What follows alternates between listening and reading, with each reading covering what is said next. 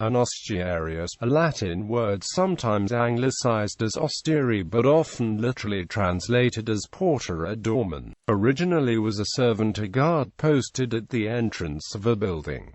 See also gatekeeper. In the Roman Catholic Church, this porter became the lowest of the four minor orders prescribed by the Council of Trent. This was the first order a seminarian was admitted to after receiving the tonsure. The porter had in ancient times the duty of opening and closing the church door and of guarding the church, especially of ensuring no unbaptized persons would enter during the Eucharist. Later on, the porter would also guard, open and close the doors of the sacristy, baptistry and elsewhere in the church. The porter was not a part of holy orders administering sacraments but simply a preparatory job on the way to the major orders, subdiaconate, diaconate and the priesthood. Like the other minor orders and the subdiaconate, it is retained in adult Catholic societies such as the priestly fraternity of St. Peter. History.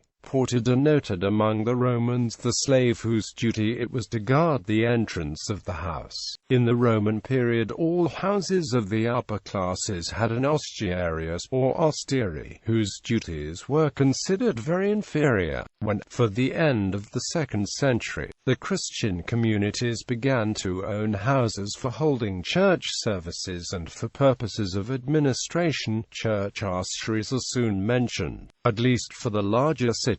They are first referred to in the letter of Pope Cornelius to Bishop Fabius of Antioch written in 251, where it is said that there were then at Rome 46 priests, 7 deacons, 7 subdeacons, 42 acolytes, and 52 exorcists, lectors, and ostiaries, or doorkeepers. According to the statement of the Liber Pontificalis, an ostiary named Romanus suffered martyrdom in 258 at the same time as St. Lawrence.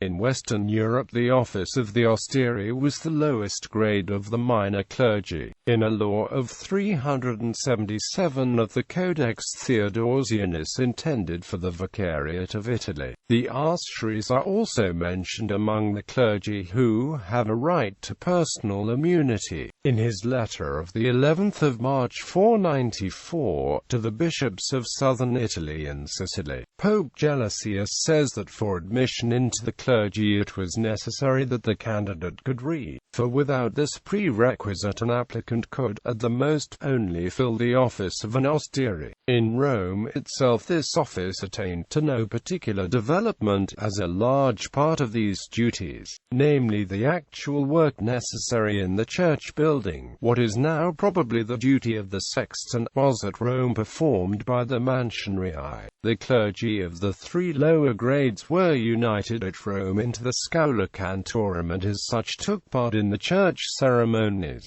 There are no special prayers or ceremonies for the ordination of the lower clergy in the oldest liturgical books of the Roman Church. For the Gallican Rite, short statements concerning the ordination of the lower orders, among them that of the ostiaries, are found in the Statuta Ecclesiae Antiqua, a collection of canons which appeared at Arles about the beginning of the 6th century. The Sacramentarium Gelasianum and the Missal Francorum contain the same rite with the prayers used on this occasion. According to these, the ostiaries are first instructed in their duties by the archdeacon. After this he brings them before the bishop, who takes the keys of the church from the altar and hands them to the candidate for ordination with the words, "Fulfill thine office to show that thou knowest that thou wilt give account to God concerning the things that are locked away under these keys."